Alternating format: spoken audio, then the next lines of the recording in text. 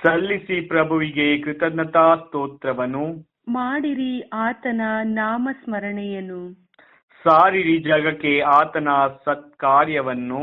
ಇದು 105ನೇ ಕೀರ್ತನೆಯ ನುಡಿಗಳು. ಈ ನುಡಿಗಳನ್ನು ಸಾನ್ನಿಧ್ಯ ವಾಹಿನಿಯು ಇಂದು ತನ್ನದಾಗಿಸಿಕೊಂಡು ಪ್ರಭುವಿಗೆ ಕೃತಜ್ಞತಾ ಸ್ತೋತ್ರಗಳನ್ನು ಮನದಾಳದಿಂದ ಸಲ್ಲಿಸುತ್ತಿದೆ.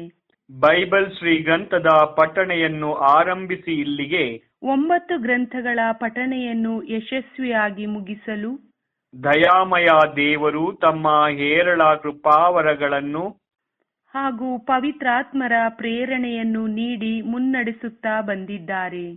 ಸಾನ್ನಿಧ್ಯವನ್ನು ಪರಿಪಾಲಿಸುತ್ತಿರುವ ಪ್ರಭುವಿಗೆ ಅಂತರಾಳದ ಧನ್ಯವಾದಗಳನ್ನು ಸಲ್ಲಿಸುತ್ತೇವೆ. ಹಾಗೆಯೇ ಪ್ರಿಯ ಕೇಳುಗರೆ, ನಿಮ್ಮೆಲ್ಲರ ಸಹಕಾರ ಪ್ರೋತ್ಸಾಹ ಈ ನಿಟ್ಟಿನಲ್ಲಿ ಸಾನ್ನಿಧ್ಯಕ್ಕೆ ಸ್ಫೂರ್ತಿ ತುಂಬಿದೆ. ಪ್ರತಿನಿತ್ಯ ನೀವೆಲ್ಲರೂ ದೇವರ ವಾಕ್ಯವನ್ನು ಆಲಿಸುತ್ತಾ ಧ್ಯಾನಿಸುತ್ತಾ ಆಧ್ಯಾತ್ಮಿಕ ಬದುಕನ್ನು ಹಸನು ಮಾಡಿಕೊಳ್ಳುತ್ತಾ ಜೊತೆಗೆ ಸಾನ್ನಿಧ್ಯದ ಬೆಳವಣಿಗೆಗೆ ಪ್ರೋತ್ಸಾಹ ನೀಡಿರುವಿರಿ. ನಿಮ್ಮೆಲ್ಲರಿಗೂ ಸಾನ್ನಿಧ್ಯದ ಅನಂತ ವಂದನೆಗಳು. ನಾಳೆಯಿಂದ ಸಮುವೇಲನ 2ನೇ ಗ್ರಂಥದ ಪಠಣೆ ಆರಂಭವಾಗಲಿದೆ.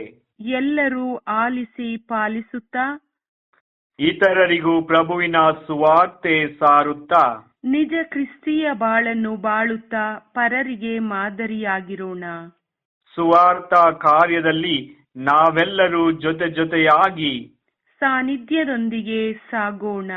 ಸರ್ವಶಕ್ತ ದೇವರಾದ ಪಿತಾ, ಸುತ ಮತ್ತು ಪವಿತ್ರಾತ್ಮರು ನಿಮ್ಮನ್ನು ನಿಮ್ಮ ಕುಟುಂಬಗಳನ್ನು ಹರಸಿ ಆಶೀರ್ವದಿಸಲಿ.